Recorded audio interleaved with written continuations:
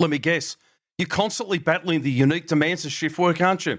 Feeling relentless fatigue, brain fog, or the health challenges that come with those irregular hours. Well, it's time to stop just surviving your shifts and really start thriving. At A Healthy Shift, we're revolutionising workplace wellbeing for 24/7 teams. As a veteran shift worker for over 40 years, I know exactly what you're up against, and that's why we've built something truly groundbreaking, the seminar experience. Now, this isn't just a keynote, it's a completely new evidence-based program which is designed to empower entire shift-working workforces. I want you to imagine your team armed with the strategies to optimise their sleep, boost their energy, and elevate their health, no matter what schedule they're on. Our core keynote is powerful, but we also offer specialised add-on workshops, which cover deep dives into women in shift work, how to work your own roster optimally, as well as fatigue management for managers. We need your help to bring this transformation to your workplace. Managers want to invest in their teams, but they need to know that we exist. Are you ready to bring real, lasting change to your colleagues and your organisation? Go and visit ahealthyshift.com. That's ahealthyshift.com and follow the seminar experience link up the top, where you can download our detailed e-brochure, or you can simply follow the link in the show notes. Let's help your workforce thrive, not just survive. Regular contributor for how long now we've been doing this? 2 years? 2.5. Holy dooly is Roger Sutherland. He is the founder of A Healthy Shift. He is a certified nutritionist, veteran shift worker, now a shift work coach, night shift and sleep specialist, and he's just back from OS. We're going round for the slide night. Now, when will the slide night be from the holiday? I don't think we'll have a slide night. I remember going through the slide nights. Can you remember the slide nights? I do. Holy moly. Grandma and Grandpa are back from their holidays. Well, they got back nearly 3 months ago, but if they're coming around, we're going to look at the photos of the holiday in And you used to pull the Queensland. screen up. Oh, massive. What was the We screen? didn't have a screen, love. We just Got to have the screen and the projector, and it clunked into the next slide. We had the projector, but straight onto the wall. Oh. Oh no, Oh. screen, love. Oh, you'd upgraded. No, bang onto the wall. Okay. Couldn't afford a screen. Yeah, terrible. But anyway. No slide night. And you'd invite the It's all neighbours digital around. now. It's all up on the Oh cloud. no! And the neighbours would come round, Yes. and drinks would be served, cakes would be made. Yep. Slide night. But there's a lot of great photos to look at. Oh yeah, there's Grandma on the beach. Yes. My mum's still got the slides, and no doubt when she passes, I'll inherit those slides, and I won't be able to look at them other than just hold them up to the sun. There's Grandpa looking bored as bat on the beach. Yeah, I know. Anyway, Buddy, how was your break? it was just incredible. Yeah, just share Did you with miss the, me? Share with the audience across Australia. Where'd you go? What'd you do? Who'd you see? Who'd you talk to? I was really, really fortunate to. We've got friends in Rome.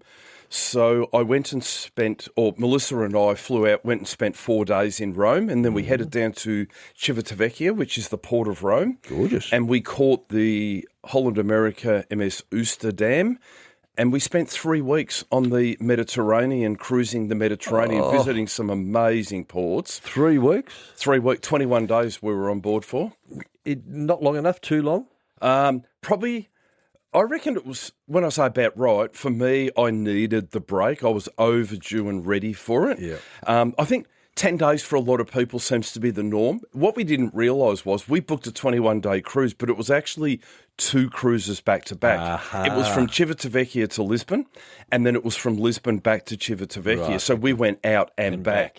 Oh, my Lord. The Mediterranean is just phenomenal. Now, I'm blessed because I've been to a few of these places before, but you know, the Mediterranean Sea at the moment is like glass. Yeah, of it's course. just like jelly. Good time of year. It was a fantastic time of the year. It was so flat. Anyone hesitant of cruising the Mediterranean in June, July, or May, end of May, June, is just gorgeous. Warm? Hear that? Gorgeous? I used the word. Yeah, gorgeous. It was. And even the dolphins were riding the wakes from the ship as well. And it was phenomenal. The weather was hot.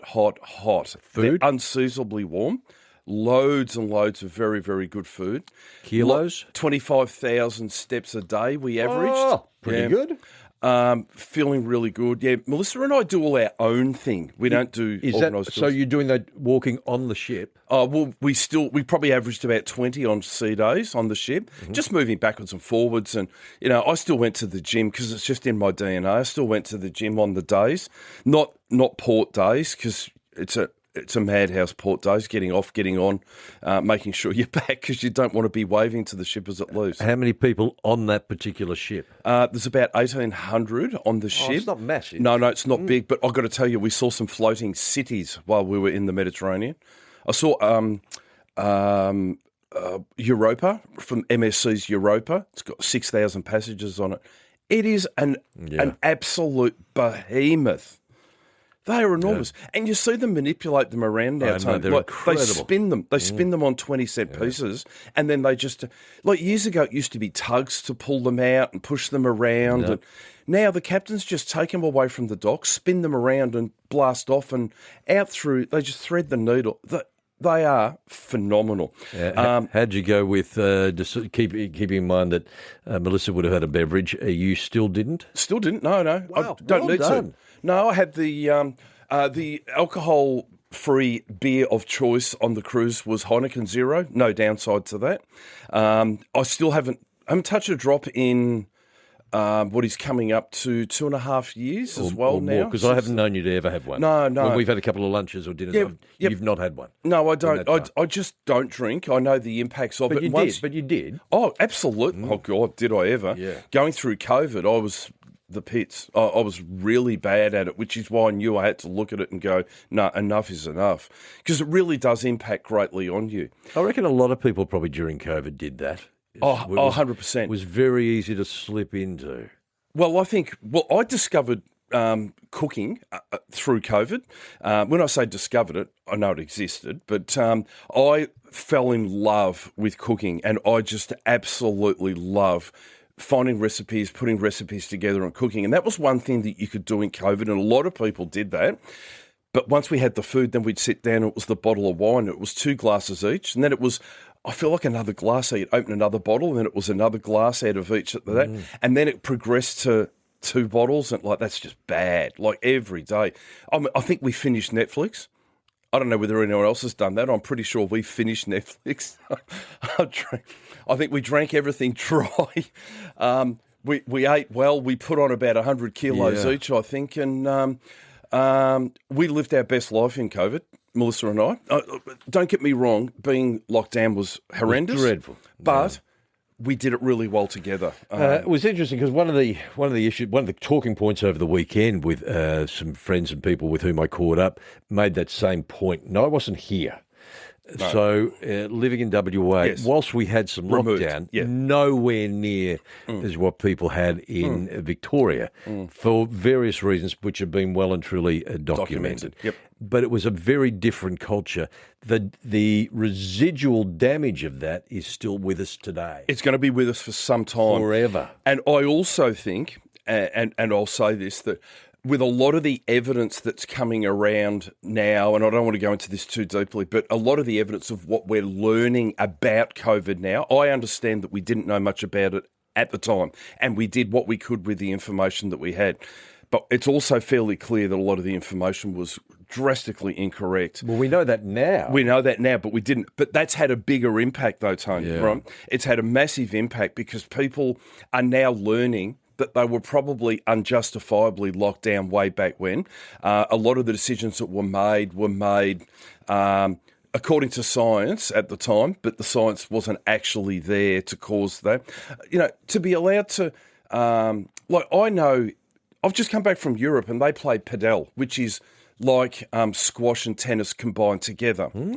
Fabulous game. As you know, I'm a pickleballer. I love my pickleball. Well, you and Justin, who's a regular contributor to this program, is a champion pickleballer player. I did not know that. Around the world now. Really?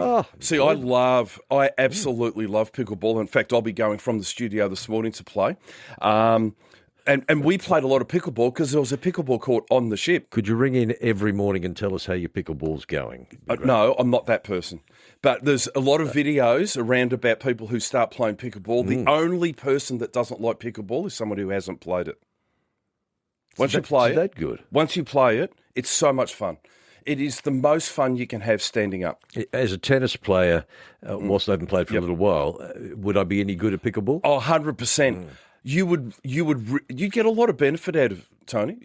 And I know out your way there is just literally hundreds of indoor courts that you can go along and it's such a good social event. It's where you meet people. Everyone has fun. It's competitive at high levels, but not at low levels. That's what I want to do. Absolutely love it. I want to talk and meet more people.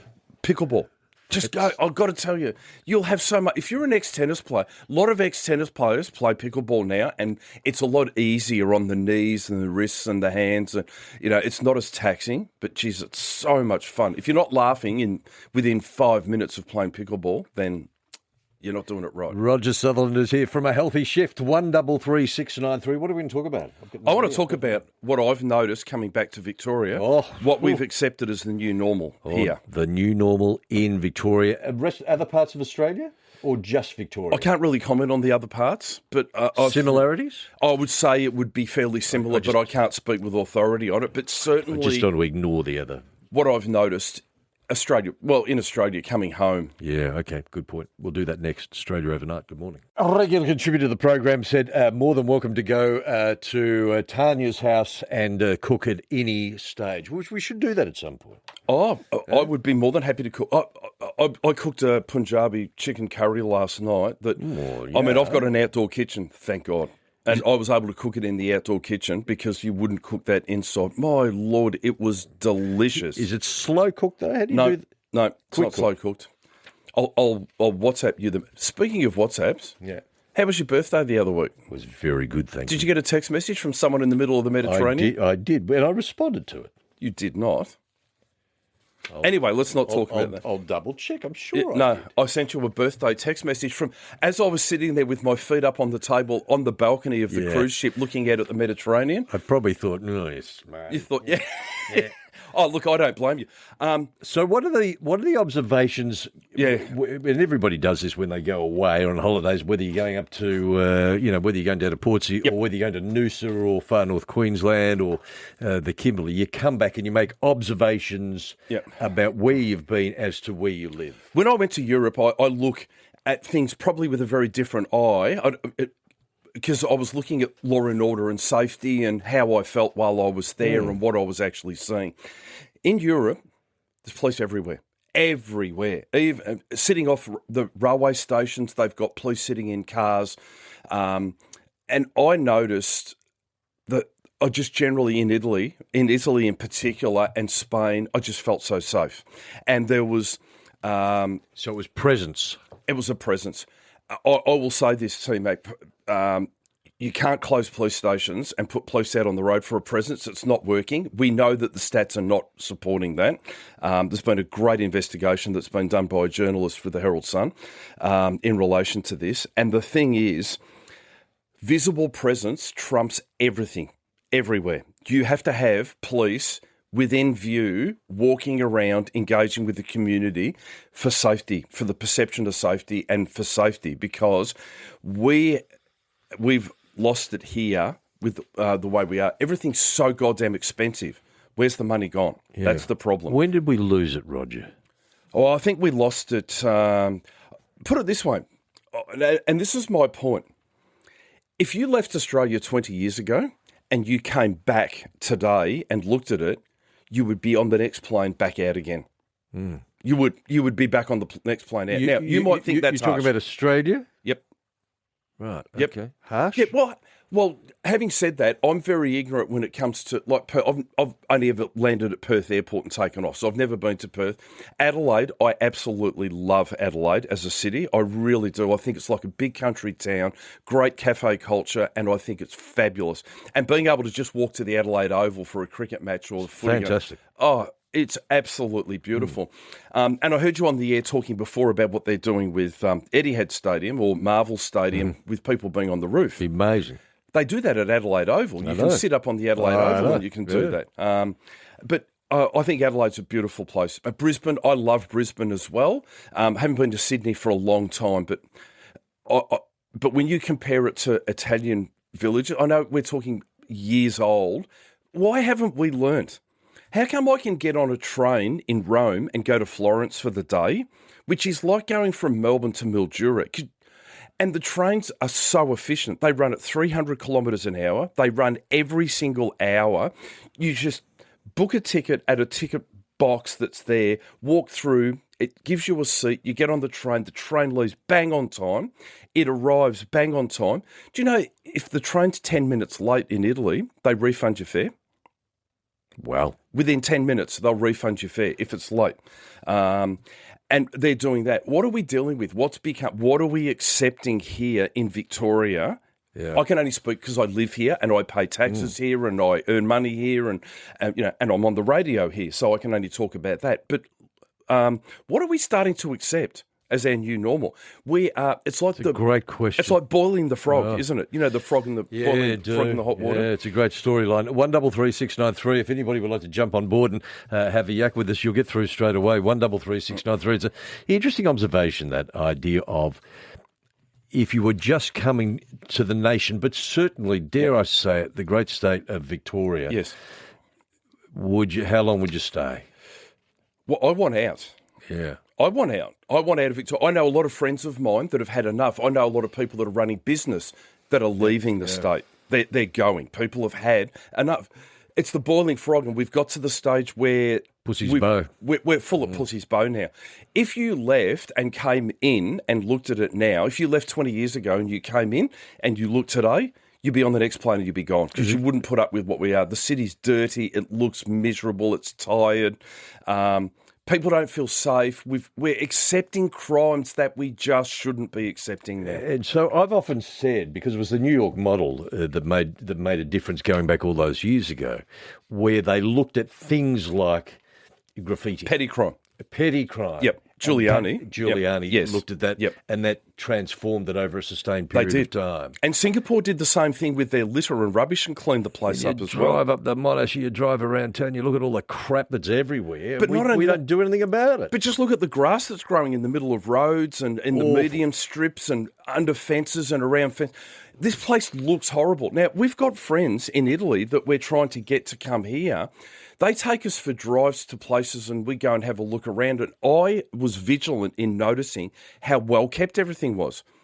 And when we come back and we look at what we've got, it's a mess. Italian police, are they paid as an officer as much as you would expect to be paid as an officer in? I would not think so. But they've got many, many levels too. Of policing. And maybe that's a thing, and I'm not too sure how we would manage that going forward, which we'll talk about next. On Australia Overnight, good morning.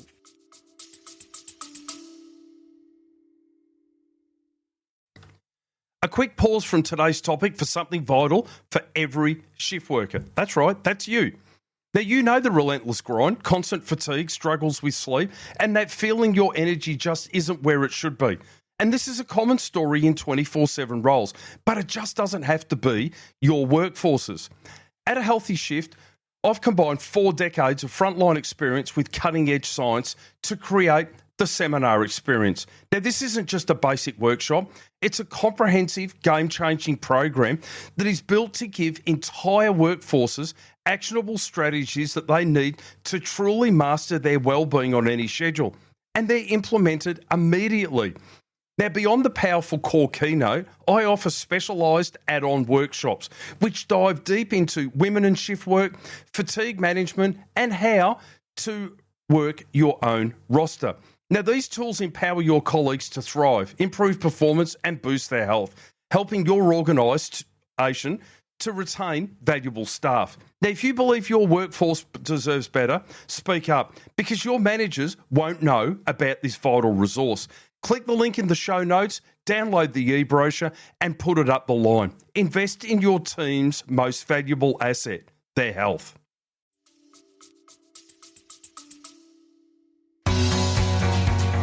Now, this is Australia Overnight with Tony McManus. Roger Sutherland, who is a regular contributor to the program. Australia Radio Overnight, founder of A Healthy Shift. A Healthy Shift. Rog, former police officer for about 40 years, certified nutritionist these days, a veteran shift worker. When you think about it, when you started, you were a kid. Did shift work come naturally into you in those days? Yeah, it did. It actually did for me. Changes a little bit. I was lucky. And now a shift worker coach and night shift specialist. We're going to talk about the idea of how you came to grips with the idea. You reckon you've managed it? I'm talking about jet lag here. Yeah, jet lag. We'll come to that very shortly. Yep. Paul in Lilydale, very quickly. Hi, Paul. Yeah, morning, guys. Morning. Roger, I couldn't agree more with what you say about the state of Victoria at the moment. Yep. I drive the Monash every day. Yeah. Every day. It's disgusting, isn't it? The roadworks, and yet it just doesn't look any better, and yet the people of Victoria are putting up with so much rubbish from this government. It's just mind-blowing. Yeah, and then we just get gaslit into believing that this is right, or that look over here, look this way, while other things are going on in the other area. And I think what you're saying is 100%. You're driving up and down it, and if you actually look, it's disgusting. The road is disgusting. Yep. It's in poor condition. It's overgrown. It's not maintained. It is really poor. And we're accepting that now. Shabby. Really shabby. It is. Yeah. You And drive every up and day- down it. It's shabby. Yeah, every day it's down to 40 Ks. Yep. Every day, and yet Yep. it doesn't look any better for what they do. No, I agree. I could not agree more. Well done. Good on you, Paul. Justine, you wanted to add. Good morning. Good morning, Tony and Roger. Two things. I used to work in the hospitality industry many, many, many years ago, and shift work. And I swear, you have to exercise. And I follow you, Roger, and I find your information so accurate. And I just think exercise is so important. It doesn't matter if you're going through hard times with work or personal, but if you can crack it with exercise, then you'll get that sleep happening. Justine, Does that make sense? I want to say thank you so much for your support in following, but also your point is 100% correct. We, as humans, must exercise. And when we think of exercise, I want to change that word. Let's change the word exercise. Let's not use exercise. Let's just say get some form of movement. That's what we need. Oh, right. Because if I say exercise, people think, I've got to put my runners on, I've got to put my shorts on, I've got to put my T-shirt on, I've got to go for a run, or I've got to go to the gym. No, you do not. You can literally just walk out your front door and turn left and walk, and then turn left and walk, and turn left and walk, and turn left and walk, and you're back at the front door. Just keep moving and start to do it. It's so important for our glucose control, for our body, not to mention mental health. Very, very important for our mental health to exercise as well. And I would always say to people, when people say to me, I haven't got any motivation to do that, you do have motivation. Your motivation is not to exercise. The motivation is to do what you're actually doing. Very good point. So we need to be motivated. My advice to people that are struggling with motivation, just go and do the thing and start the thing and see where it takes you, whatever it is. Adelaide is a wonderful place. This is for you. Adelaide is a wonderful place. What would I know? I've never been out of Melbourne except for Warrnambool and Bairnsdale. The only person that has not been on an aeroplane. JP, thank you for that. It's interesting. There would be many people listening now around Australia who would be similar to that. We just assume that everybody at some point in their life has the opportunity to travel overseas. Clearly not the Even case interstate. for many. Yeah. Oh, no, there's a lot of people that don't. But there are a lot of people, I can tell you now, I've literally just travelled. Those planes and airports are full worldwide. Emirates? I would like to speak and just put a word in for Emirates. We travelled through the Middle East with Emirates. This is not a blatant plug for anything. It's not a plug. Just a share. No, I've travelled with Cathay. I've travelled with Qantas. I've travelled with Fiji Air. I've travelled a lot recently in the last 20 years. I would suggest I've travelled with. Emirates are head and shoulders above everything. Emirates customer service, their cabin crew on the flights that we flew there and back are just happy to be there. You can see they're happy to be there. They're smiling, and if not, they mask it extremely well. I want to give a big shout out to cabin staff worldwide that do long haul flights. Full stop. We sit at an airport and complain. We sit at an airport and we complain about having to wait to board a plane. I will tell you that those cabin crew are there up to 3 hours before that flight, preparing the aircraft, checking people in, getting them ready. Then they have to go through the flight and put up with the buttons being pushed, the lights, come and this, do this, food services, drinks, rotating into breaks. And we think, oh, it's all right for you, you can go and sleep. No, they don't sleep properly on those planes either. And you got to remember, they're always the ones standing at the door waving goodbye to you as well at the end. Gorgeous. Which means you are off the plane last. But they're as a young. cabin crew. They're young, Rod. You can do all that sort of stuff when you're 24, 25 or 32. But the girls, it's taxing on the girls more so than the boys as well because they're dealing with hormonal fluctuations at the same time. But they look $1 million. They do. They look fabulous, and Emirates should be super proud of themselves, and the cabin crew should be proud of themselves as well. It was I had an amazing exchange with a young man who was a cabin not a manager, just a cabin crew there. Melissa and I were just standing at the back of the aircraft and we were just having a chat, just stretching, you know how you just go down to the back of the aircraft and stand there. And he came up to Melissa and he said to Melissa, could you move out the way? I just want to open the door. Funny. And Melissa moved. She moved. Yeah, right. 3,500,000 feet. Tommy, we'll come to you very shortly. Jet lag, is it a thing and what did you do? What would you recommend? Jet lag shift work, exactly the same. And what I did was I've used what I have learned in circadian science coming out of my shift working career with what I actually coach shift workers to do. And we put a plan in place, and it comes down to careful planning as well. Write this down, people. This is going to be valuable. Now, Emirates fly into Melbourne twice a day. They fly in early in the morning, and they also fly into Melbourne at 10 o'clock at night. Which flight is the best one to use? The 10 o'clock at night one. Why? Because when you land, it's bedtime. It's dark and it's bedtime. Don't book the 5 a.m. return to Australia, people. Book the 10 so that when you get home, at least you're getting sleep in a normal circadian cycle. Now, people would say, oh, yeah, but then you're out of sync because you've just come from Europe.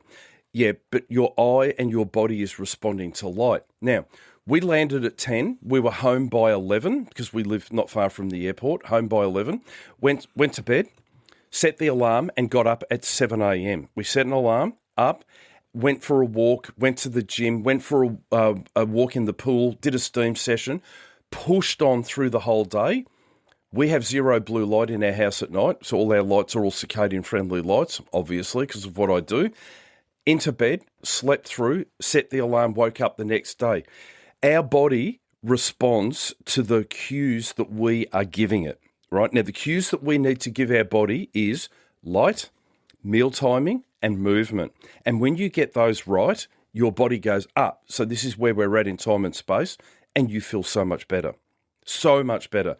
And we have come through extremely well. In fact, Melissa was back at work 2 days after we got back on a 12-hour day shift, and she's gone through it pretty well. Yeah, of course you get tired, but it's easy for you to run through and do that. So I want to know. I want people to call me. So it's about the booking of the flight. Well, it's about booking the flight, but it's about what you do, because a lot of people go away on holiday. Let's talk about it. When you go on holiday, you get to your destination, you're up early, you're eating at their new times, you're getting daylight, you're out moving around. So, of course, your body goes, okay, so we're on European time now, and it responds.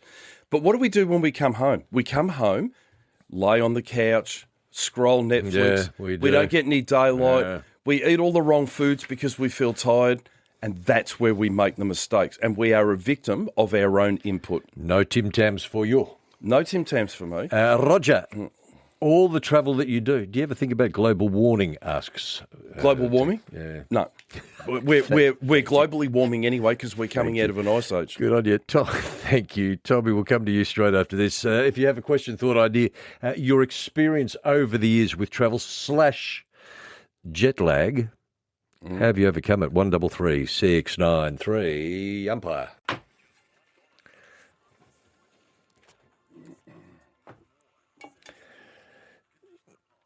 Text ending in 234 says rubbish, whatever that means. No, I don't think it's a rubbish bin day today, Lovey. Good to hear you give a shout out to cabin crew. This is fantastic because it does impact on the body clock. One of my besties, Virgin Pilot and Virgin, various strategies for coping with intermittent sleep patterns. Challenging, says Vicky. And Vicky is a VicPol, an ex-VicPol member as well, because that's a registered number. So that's been put there so that I recognise that. Okay, good on you. Vicky, and I wonder if it's the Vicky that I know, and if it is, good morning to you. We need to acknowledge our cabin crew. It's hard. It's really hard. And Emirates did a great job. They really did. We'll come back. The question there about what food you eat each day, we'll come back to that in just a moment. In Bulleen, Barry and jet lag, say hi to Roger Sutherland. Morning. Look, I've got a cure for jet lag, and this works. I've done it on 2 trips, one from South America, Brazil, and the other coming back from Europe. Now, but it takes some dedication. Yes, it does. On the flight, on the long haul, you need to get up and walk for 2 hours. I did 2 hours straight, or you could do it in 1 hour blocks, but it takes dedication. You've got to walk back and forth at the back of the plane or right around the big loop while everybody's sleeping. If you keep active, you come home and you don't have jet lag. Yeah, the other thing is too, you've got to be careful, Barry, with when you are active as well. Now, this was another point that I never got to make before. You need to look at the time zone of where you're heading to and start moving in line with that time zone, right? Cabin crews actually set their clocks to the time of their destination not long after they fly, after they take off. So when they're on a long haul, they move their clocks to the time of the destination. So they're mentally changed. So they're already in that time and working towards that time with when they're feeding, when they're moving, when they're doing what they're doing. And, well, they used to. I'm pretty sure they still do that. I'll clarify that. But they used to do that. Now, that's the reason why I booked that long haul from Dubai back to Melbourne, that 14-hour flight during the day, so that I stayed awake on that flight. The leg from Rome to Dubai, we slept because it was our night time back home. And then for the long haul from Dubai back to Melbourne, we stayed awake, moved, ate at the normal times, you just kept awake watching TV, doing whatever, getting that light. So when we got home, we were ready for sleep. LinkedIn already at Tommy Morning. Good morning. How are you, lads? We're well, thank you. Yeah, the exercise is important there, Roger. It's not actually, you don't actually put your shorts on or anything like that. Yep. You just got to get a dog and actually keep moving. There you go. And Roger. Movement. You used a magic word before, Roger. What was that? Gaslit. Gaslit, yes. Gaslight. Yes. Now, this government, honestly, I think the media got a lot to blame to it, because what happens is, as soon as there's a smash on the Monash, people go, oh, it's on a Friday, it always happens. The thing happens every day. I will guarantee, if you look at the traffic report, that a truck or a car will break down coming out of that Burnley tunnel, and it'll be banked up all the way back to Westgate Bridge every single day. And we get used Don't to it. name it as, oh, that's just bad luck. No. It happens every single day. And there's no other way to come out to these suburbs, because they got rid of that northwest link. Yes. And it's an absolute disgrace, Roger. Yeah, I'm with you. I 100% agree. And we've got used to it. It's become the new normal for us to just accept that these things happen. Oh, that's life. But it's not, because it's not happening elsewhere in the world. And we're not being told. So new just government to comes accept in. it. How are we going to transform that? Is that going to be transformed in? I've got no idea. In 6 months' time, a year's time, 3 years' time? I've got no idea. But 10 my years' point time. is, we are accepting the new normal. Yeah. The great Mr. Kennard's made the point. This could be 30 years before Melbourne gets to tidy itself up. And in I Victoria. agree. My grandkids are going to years. be paying back the debt, right? Paying back the debt. We have, and I talk about this all the time, we have a government that are spending with an unlimited credit card like drunken sailors. And I've said this before, it's like mum and dad telling you that you can't have school shoes. Right, you can't have school shoes. You can't have new ones. You've got to keep wearing wear your footy boots and take the stops out of them, whatever. Yep. But what they do is they then go and put a big screen colour TV in their bedroom that no one else benefits from. And this is where they're spending money that we just have to change. Question came up, a police officer being paid in Italy the same amount as what an officer would expect? It's not a question that I can answer because I don't know, but they will not be. I know I've actually researched moving to Italy. Wow. Yeah, so we actually researched that. But and I think it's a great place to visit, but not live. Healthy Shift, Roger Sutherland, regular contributor, Australia Overnight. Mate, according to information provided, average Italian officer starts on round about €1,500 a month. But the cost of living is lower as well. Different again. Yep. It's all relative, I guess. It is relative. Yeah, it is. Mate, thank you. People want to contact you. The best way to do that is? ahealthyshift.com or on Instagram to _healthy_shift. And you're abandoning me next fortnight. I'm away for a couple of weeks. As of Go next Friday. You'll enjoy that. Get some sun. Thank you. I do need it. Ross and Russ, the boys are ready to go. They're live from Apollo Bay, if you don't mind. And then Tommy Ellett, just after 8:30 this morning. Look forward to your company. Nathan Kosh tonight from midnight, Australia Overnight.